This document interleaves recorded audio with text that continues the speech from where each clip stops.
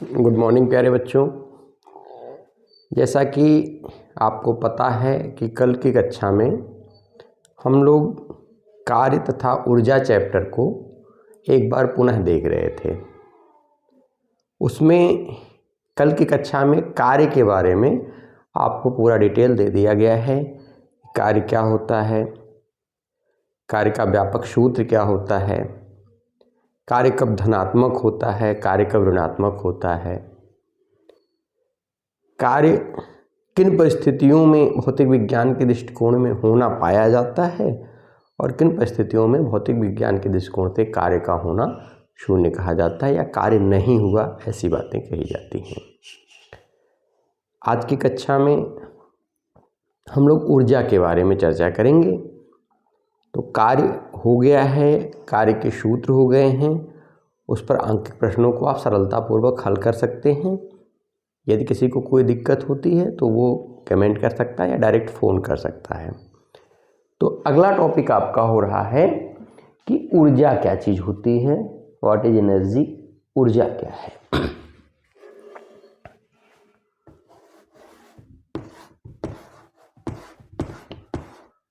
तो कल आपने कार्य पढ़ा, तो कार्य में आपको बताया गया कि किसी वस्तु पर बल लगाकर वस्तु को बल की दिशा में विस्थापित कर देना क्या कहलाता है, कार्य कहलाता है। यानी कि वस्तु पर बल लगे और उसका विस्थापन जो हो वह बल की दिशा में हो जाए तो यह क्रिया कार्य कहलाती है। ये भौतिक विज्ञान की परिभाषा आती है। अब हम ऊर्जा क्या कहते हैं, तो ऊर्जा की परिभाषा इस प्रकार से है कि किसी वस्तु में निहित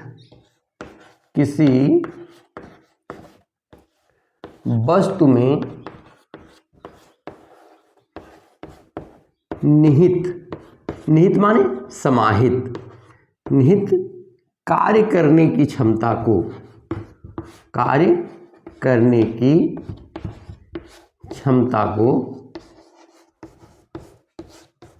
क्या कहते हैं, ऊर्जा कहते हैं। अब किसी वस्तु में निहित कार्य करने की क्षमता को ऊर्जा कहते हैं। तो किसी वस्तु में निहित कार्य करने की क्षमता को आप कैसे समझोगे। जैसे मान लो कि कोई बच्चा है और उससे कहा जाए कि एक बड़ा वाला बोरा, मान लो यूरिया का बोरा है, उसको उठा के एक जगह से दूसरी जगह करना है। तो एक छोटा बालक, एक बच्चा ऐसा कार्य नहीं कर पाएगा। क्यों नहीं कर पाएगा? क्योंकि अंदर उसके उतनी ऊर्जा, उतनी कार्य करने की क्षमता उसके अंदर नहीं है। लेकिन एक जो मजदूर होता है वह दिन भर में कई ट्रक बोरों को उठा करके और गोदाम में रख देता है या गोदाम से उठा करके ट्रक में लोड कर देता है। यानी कि उसमें कार्य करने की क्षमता अधिक है। या देखिए, दीपावली के अवसर पर आप पटाखे जलाते हैं, तो जो पटाखा छोटा वाला होता है, 50 रुपए में 100 पटाखों का एक पैकेट आता है, उसको हम छोटे बच्चों को जलाने के लिए देते हैं। तो वो छोटे बच्चे क्या करते हैं, उसको जलाते हैं। क्यों उसको देते हैं? क्योंकि उसमें निहित कार्य करने की क्षमता, यानी पटाखे में विस्फोट की जो क्षमता होती है वह कम होती है। लेकिन जो सुतरी से बंधा हुआ पटाखा होता है उसको क्या बच्चों को देते हैं जलाने के लिए? नहीं दिया जाता है। क्यों नहीं दिया जाता है? क्योंकि उसमें कार्य करने की निहित क्षमता बहुत ज़्यादा है, उसके अंदर बारूद बहुत ज़्यादा है। जब वो विस्फोट करेगा तो बच्चे को घायल भी कर सकता है। तो किसी भी कर्ता का या मशीन में जो कार्य करने की निहित क्षमता होती है, उसी निहित क्षमता को हम क्या कहते हैं, उसकी ऊर्जा कहते हैं। अब जो ऊर्जा होती है वह ऊर्जा, कई प्रकार की ऊर्जा आपको पढ़ाई गई है कि स्थितिज ऊर्जा होती है, गतिज ऊर्जा होती है, यांत्रिक ऊर्जा होती है, वैद्युत स्थितिज ऊर्जा होती है, चुंबकीय ऊर्जा होती है। तो जो ये ऊर्जा के प्रकार हैं, इन चीज़ों के बारे में अब हम लोग पढ़ें कि ऊर्जा कुल कितने प्रकार की होती है। तो जो यांत्रिक ऊर्जा होती है, तो आपको ये चीज़ समझ में आई कि किसी वस्तु में जो कार्य करने की निहित क्षमता होती है, यानी कि जो कार्य करने की क्षमता वस्तु में समाहित होती है, उसी क्षमता को हम क्या कहते हैं, ऊर्जा कहते हैं, एनर्जी कहते हैं। अब यही एक शब्द आता है ऊर्जा की माप।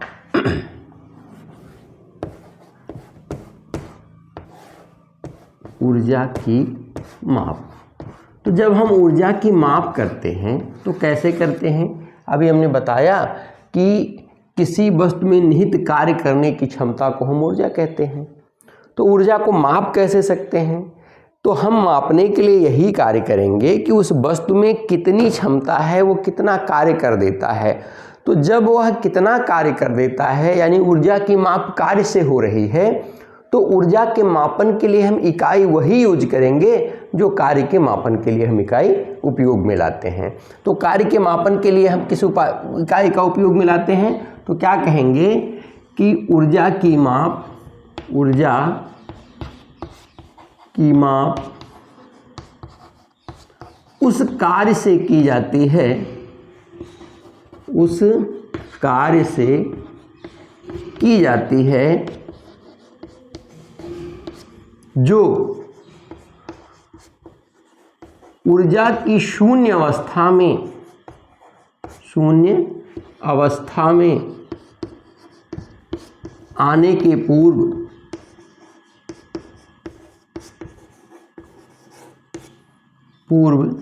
किया जा सके।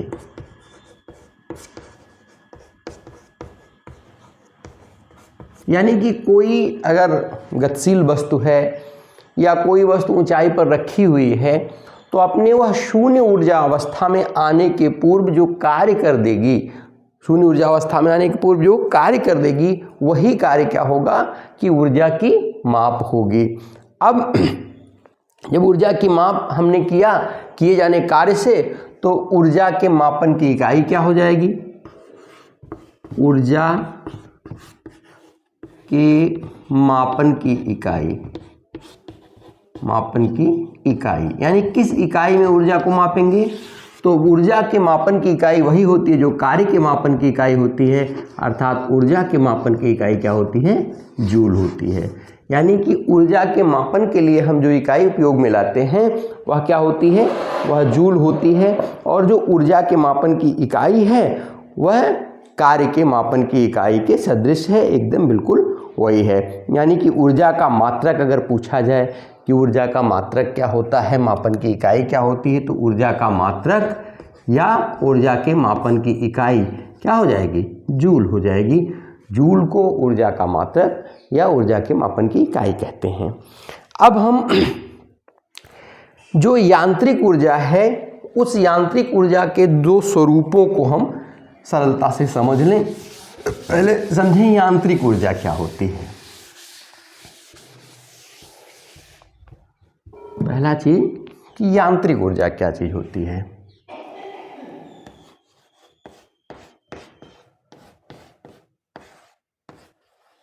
यांत्रिक ऊर्जा, अब देखो बेटा, जो यांत्रिक ऊर्जा होती है वह किसी यंत्र की ऊर्जा या किसी कर्ता की ऊर्जा को हम यांत्रिक ऊर्जा कहते हैं। अब यंत्र की ऊर्जा आपको कैसे दिखाई देगी? तो जब कोई यंत्र कार्य कर रहा होता है तो उसमें ऊर्जा दो स्वरूपों में हमेशा रहती है। एक स्वरूप होता है गतिज ऊर्जा का, कि यंत्र गतिशील होता है, और एक स्वरूप होता है स्थितिज ऊर्जा का। यानी कि अगर ऊर्जाओं के दो स्वरूपों को जोड़ दिया जाए, यानी कि यांत्रिक ऊर्जा क्या हो जाएगी? यांत्रिक ऊर्जा बराबर होती है गतिज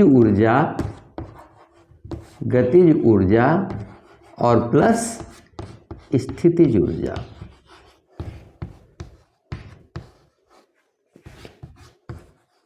यानी कि किसी वस्तु में अगर एक साथ गतिज ऊर्जा, स्थितिज ऊर्जा विद्यमान है, या केवल गतिज ऊर्जा विद्यमान है, या केवल स्थितिज ऊर्जा विद्यमान है, तो यह गतिज ऊर्जा स्थितिज ऊर्जा का योग यांत्रिक ऊर्जा कहलाएगा। या वह गतिज ऊर्जा, और जब कहेंगे कि स्थितिज ऊर्जा नहीं है तो स्थितिज ऊर्जा शून्य हो जाएगी, गतिज ऊर्जा जो भी आपका दिया गया है। या मान लेंगे कि हम स्थितिज ऊर्जा है, गतिज नहीं है, तो क्या करेंगे कि यांत्रिक ऊर्जा जब हम लिखेंगे तो स्थितिज को शून्य करके गतिज को जोड़ देंगे, गतिज को शून्य करके स्थितिज को जोड़ देंगे। यानी कि जो संयुक्त ऊर्जा का स्वरूप है वही क्या कहलाता है? यांत्रिक ऊर्जा कहलाता है। अब हम लोग बात करें कि गतिज ऊर्जा क्या होती है। क्या होती है? गतिज ऊर्जा क्या होती है? गतिज ऊर्जा, तो गतिज ऊर्जा क्या होती है? तो इसको आप लिखेंगे कि किसी वस्तु में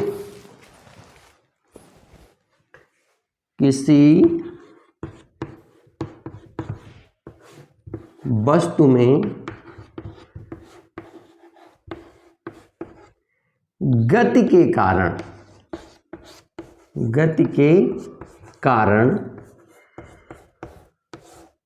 कार्य करने की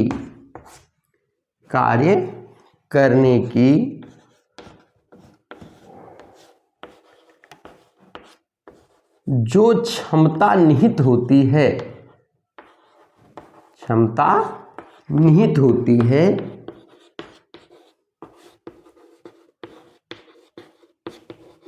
क्या कहलाती है? गतिज ऊर्जा कहलाती है।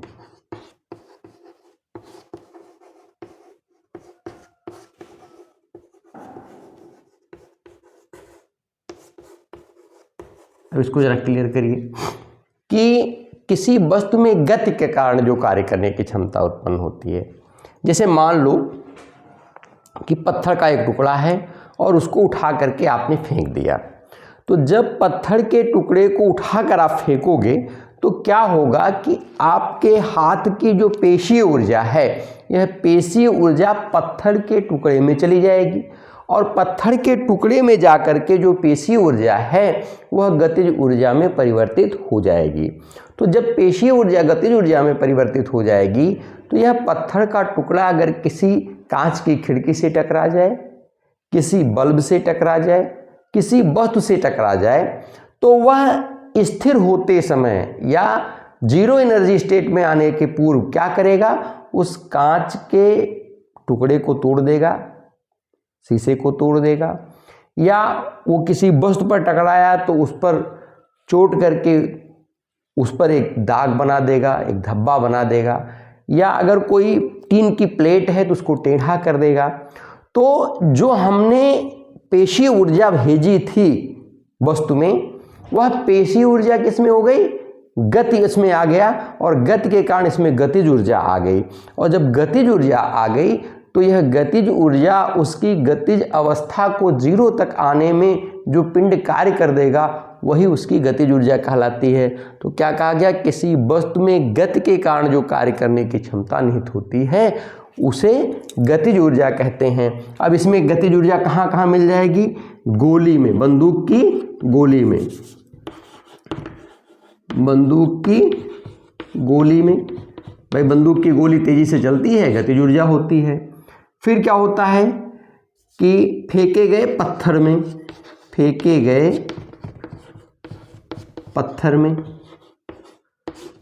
फिर क्या होगा? सरल लोलक में। तो सीधी सी बात केवल आपको इतना दिमाग में रखना है कि किसी भी वस्तु में गति के कारण जो कार्य करने की क्षमता निहित होती है, समाहित होती है, उसी क्षमता को हम क्या कहते हैं? गतिज ऊर्जा कहते हैं। यानी किसी वस्तु में गति के कारण जो कार्य करने की क्षमता होती है उसी क्षमता को हम क्या कहते हैं? गतिज ऊर्जा कहते हैं। ओके। और ऐसे सामान्य रूप से अभी तुरंत में आप जान लीजिए कि गतिज ऊर्जा का संकेत हम K से करते हैं और K = होता है 12 mv²। यानी कि जो गतिज ऊर्जा K होती है वो क्या होती है? 1/2 द्रव्यमान गुणे वेग का वर्ग। और मात्रक अभी आपको बताया है कि ऊर्जा का मात्रक क्या होता है? जो कार्य का मात्रक होता है जूल ही होता है। ठीक है। अब अगली चीज है आपकी स्थितिज ऊर्जा। स्थितिज ऊर्जा क्या चीज होती है?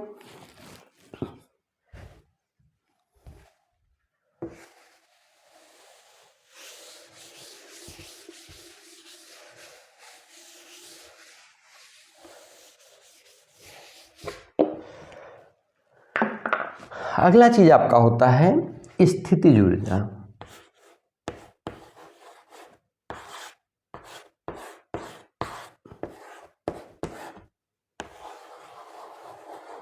स्थितिज ऊर्जा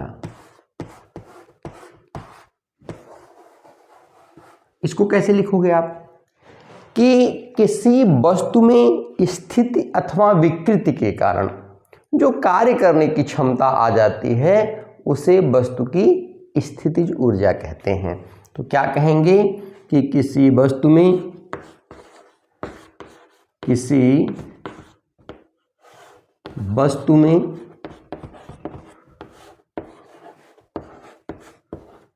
स्थिति अथवा विकृति के कारण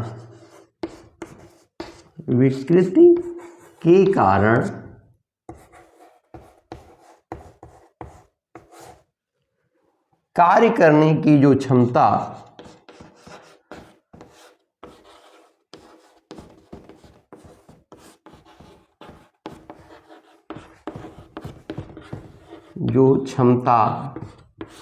निहित होती है, समाहित होती है उसे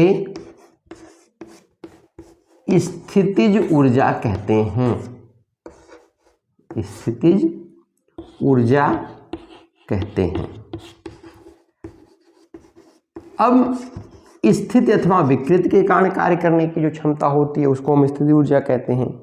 अब ये स्थिति और विकृति क्या चीज होती है कि किसी वस्तु में स्थिति और विकृति को आप कैसे समझोगे।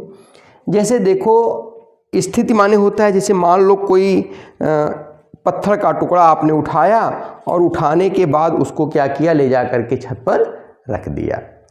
तो जब आप पत्थर के टुकड़े को ले जा करके छत पर रख रहे हो तो नीचे से छत तक ले जाने के लिए आपको क्या करना पड़ेगा, कार्य करना पड़ेगा।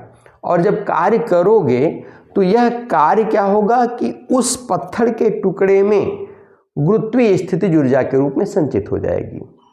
अब क्या किया जाए, अगर उस पत्थर के टुकड़े को छत से धीरे से ढकेल दिया जाए कि वह नीचे आए, तो जब छत से धीरे से ढकेल दोगे नीचे आने के लिए तो वो जहाँ फर्श से टकराएगा उस फर्श को तोड़ देगा, या नीचे कोई वस्तु रखी हुई है तो उस वस्तु को वो क्या करेगा, तोड़ देगा।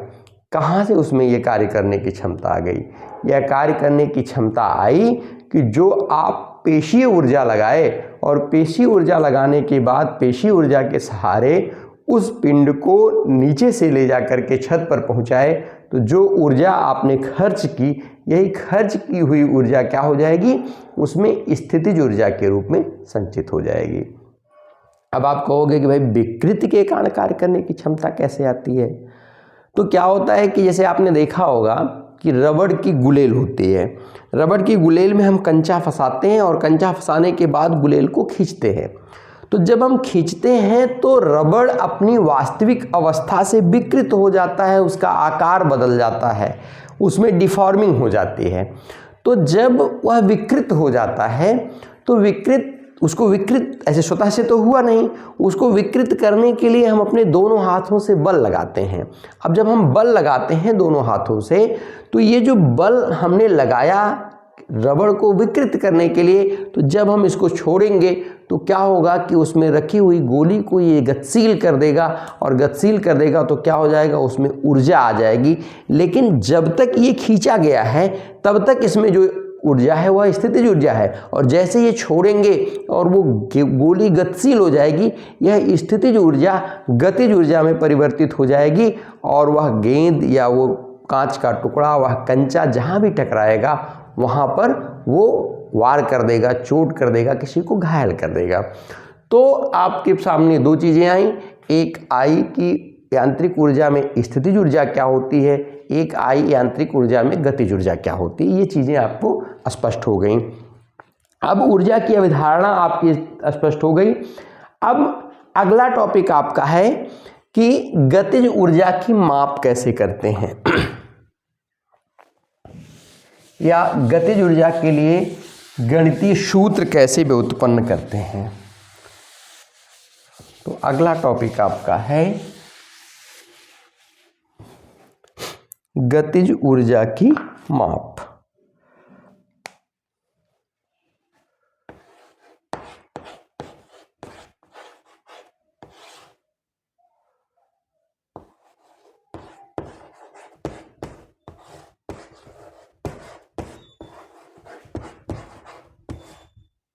या ऐसे भी पूछा जा सकता है आपसे सवाल कि ये बताइए कि गतिज ऊर्जा के लिए हम फार्मूला कैसे व्युत्पन्न करेंगे या गतिज ऊर्जा का गणितीय रूप हम कैसे निरूपित करेंगे, इस चीज़ को आपको लगाना है। तो हम मान लेते हैं कि मान लिया कोई वस्तु है जिसका द्रव्यमान m है। तो क्या किया कि मान लिया किसी वस्तु का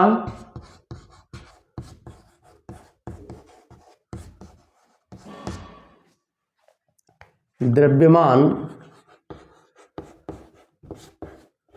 स्मॉल m है तथा इस पर F बल लगाने से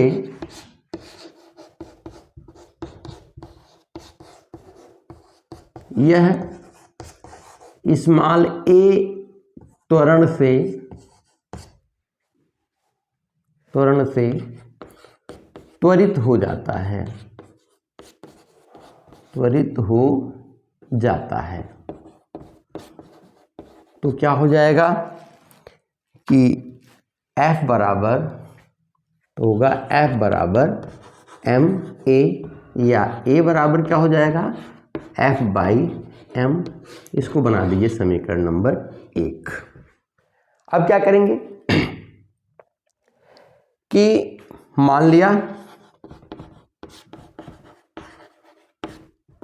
पिंड का प्रारंभिक वेग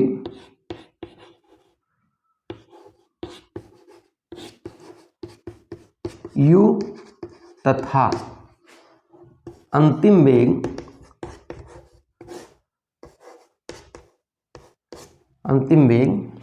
v है। मान लिया पिंड का प्रारंभिक वेग u तथा अंतिम वेग क्या है, v है।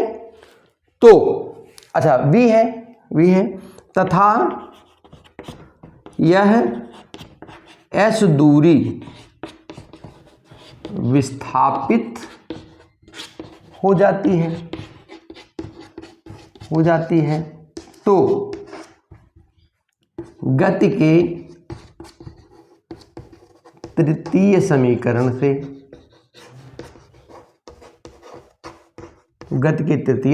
से क्या हो जाएगा, v स्क्वायर बराबर u स्क्वायर प्लस 2as। अब क्या करेंगे हम, तो हम लिख देते हैं कि समीकरण 1 से a का मान रखने पर, उस समीकरण a से a का मान रख दीजिए। तो क्या हो जाएगा v स्क्वायर बराबर u स्क्वायर प्लस 2, अब a का मान आप रख रहे हो तो f बाई m और इंटू s। अब यहाँ पर एक बार फिर लिख लो कि v स्क्वायर बराबर, बोर्ड छोटा पड़ जा रहा है, v स्क्वायर बराबर हो गया आपका u square plus 2f into s by m। अब क्या करिए कि यदि वस्तु प्रारंभ में विराम में थी, यानी कि u बराबर क्या था 0, तो ये समीकरण क्या बन जाएगा, ये समीकरण आपका बन जाएगा कि v स्क्वायर बराबर 2f गुणे s बटे m के। या हम इसको लिख सकते हैं कि v स्क्वायर बराबर 2 बाई m f गुणे s। इसको हम अलग कर लिए। अब हम इसको इधर ले चलते हैं, किसको, 2 बाई m को। तो क्या हो गया f गुणे s बराबर क्या हो गया, ये 2 मल्टीप्लाई है, इधर आएगा तो क्या हो जाएगा 1 बाई 2 हो जाएगा। और क्या हो गया m into V square. f गुणे s वर्क डन, w बराबर क्या लिखते हो आप लोग, w लिखते हो f गुणे s, ठीक है। तो w का मान यहाँ रख दीजिए कि w बराबर क्या हो गया 1 बाई 2 mv स्क्वायर। यही जो W है हमने अपने मांसपेशियों से फेंकने के लिए कार्य किया, यही कार्य किसमें हो गया, गतिज ऊर्जा में परिवर्तित हो गया, या K बराबर W बराबर क्या हो गया, हाफ mv², यानी कि ये गतिज ऊर्जा हो गई। अब क्या करेंगे, हमने इसको किया कैसे, इसको दो तरीके से हम पूछ सकते हैं, दो तरीके से सवाल आ सकता है। पहला तरीका हो सकता है कि गतिज ऊर्जा की माप क्या होती है, या सवाल आ सकता है कि गतिज ऊर्जा के लिए सूत्र व्युत्पन्न कीजिए। क्या पूछा जा सकता है, गतिज ऊर्जा के लिए सूत्र व्युत्पन्न कीजिए। तो अगर ऐसी अवस्था में आपसे कोई सवाल पूछता है कि गतिज ऊर्जा की माप क्या होती है या गतिज ऊर्जा के लिए सूत्र व्युत्पन्न कीजिए, तो आप क्या करेंगे कि आप लिखेंगे कि गतिज ऊर्जा की माप, या वहाँ अगर प्रश्न में दिया गया है तो गतिज ऊर्जा के लिए व्यापक सूत्र। अब क्या करेंगे, हम मान लेंगे कि कोई वस्तु है जिसका द्रव्यमान स्मॉल m है और इस पर F बल लगाया जाता है तो यह A त्वरण से त्वरित हो जाती है। तो न्यूटन का गति विषयक द्वितीय नियम है F बराबर ma। इसके आधार पर हम क्या कर देते हैं कि A बराबर हो गया F बाई m, बना समीकरण नंबर 1। अब हम क्या कहते हैं कि मान लिया पिंड का प्रारंभिक वेग u था जिस पर हमने बल लगाया और गतिशील किया, वह पिंड क्या था, उसका प्रारंभिक वेग u था तथा अंतिम वेग v हो गया, और इस F बल लगने के कारण वो क्या हो गया, s दूरी तक विस्थापित हो गया, यानी F बल के प्रभाव में वह s दूरी बल की दिशा में विस्थापित हो गया। तो क्या करेंगे कि हमारे पास सरल रेखीय गति का तीसरा समीकरण है। तो तीसरा समीकरण क्या कहता है, v² बराबर u² प्लस 2as। अब यहाँ ध्यान देने की चीज है कि समीकरण 1 से हम तुरंत जैसे ये समीकरण लिखेंगे, समीकरण 1 से हम a बराबर f बाई m को इस समीकरण में प्रतिस्थापित कर देंगे। तो जब हम प्रतिस्थापित करेंगे तो हमारे पास आ जाएगा v² बराबर u² प्लस 2, और a की जगह पे हमारे पास क्या मिल रहा है, f by m into s। अब ध्यान देने की चीज है कि यहाँ हम v² बराबर u² plus 2f into s, f into S क्या होता है कि बल गुणे बल की दिशा में विस्थापन, आपने f इंटू डी लिख रखा है या f इंटू एस लिख रखा है। अगर आप d लिखना चाहते हैं तो यहाँ जो विस्थापन हमने s लिखा था s की जगह पे आप d लिख दीजिए, और नहीं तो यहाँ s है तो s ही रहने दीजिए। तो इसको समझने के लिए चाहे s लिखिए चाहे d लिखिए, दोनों चीज़ें एक ही हो जाएंगी। अब क्या हुआ कि f इंटू एस या f इंटू डी बराबर होता है वर्क, किया गया कार्य। अब हम उसको अलग कर लेंगे कि f और s को एक साथ कर लिया, m नीचे कर लिया, 2 यहाँ मल्टीप्लाई है। हम कह रहे हैं कि यदि वस्तु प्रारंभ में विराम में थी, जब हम धक्का लगाए उस पर बल लगाए तो उस समय वो विरामावस्था में थी, तो अगर वो विराम की अवस्था में थी तो उसका प्रारंभिक वेग u बराबर क्या हो जाएगा, 0 हो जाएगा। तो इस 0 के मान को हम इस समीकरण में रखते हैं, तो जब जैसे ही हम इसको 0 रखेंगे तैसे ये क्या हो जाएगा, v² बराबर यहाँ 0 का square plus 2f into S by M. अब 0 का स्क्वायर बराबर 0, तो v² बराबर क्या हो गया, 2f into S by M. अब हमको क्या करना है कि यहाँ से पक्षांतर करना है, और पक्षांतर कैसे करना है, ये 2/m को इधर ले चलना है और यहाँ f इंटू एस को छोड़ देना है। तो f इंटू एस को हमने छोड़ दिया, f इंटू एस यहाँ मिल गया हमको, और जब ये 2/m उधर गया तो यह मल्टीप्लाई था, 2 ऊपर था m नीचे था, तो उधर जाएगी तो भिन्न पलट जाएगी, तो जब भिन्न पलट जाएगी तो ये हो जाएगा 1/2, और क्या हो जाएगा m इंटू v²। लेकिन हम जानते हैं कि f into S is equal to w, यहाँ लिख सकते हो क्योंकि f क्रॉस s या f cross d is equal to क्या होता है, w के, यानी किया गया कार्य बराबर होता है बल गुणे बल की दिशा में विस्थापन। तो f इंटू एस बराबर हो गया w, तो w बराबर हो गया हाफ mv², और इसी किए गए कार्य के कारण ही तो उसमें गतिज ऊर्जा उत्पन्न हो रही है। तो k इज इक्वल टू क्या हो गया, w बराबर हाफ mv²। यही गतिज ऊर्जा के माप का सूत्र है, या यही गतिज ऊर्जा का व्यापक सूत्र है। अब इतना समझने के लिए आपको कोई दिक्कत नहीं हुई होगी, तो आप अगर कोशिश करें तो आपको जो गतिज ऊर्जा से संबंधित सवाल हैं वो हल हो जाएंगे, कार्य से संबंधित जो सवाल हैं वो हल हो जाएंगे। तो इतनी चीज़ों के साथ आज की कक्षा का हम समापन करते हैं। नेक्स्ट अगली कक्षा में हम आपको स्थितिज ऊर्जा की माप, स्थितिज ऊर्जा का व्यापक सूत्र और चीज़ों को आपसे तेज़ी से दोहराएंगे, जिससे अगले बेल में कम से कम आपका ये चैप्टर कंप्लीट हो जाए। और चूँकि शुरुआती दौर में चीज़ों को अभी सेट कर पाना मुश्किल हो रहा है, फिर आपकी बेल पूरे 40 मिनट की, 45 मिनट की बेल पूरी चलेगी और उससे आपका कोर्स तेज़ी से आगे बढ़ेगा। तो आज की कक्षा में बस इतना ही। कल फिर कक्षा में आपसे मुलाकात होगी। तब तक के लिए जय हिंद, जय भारत।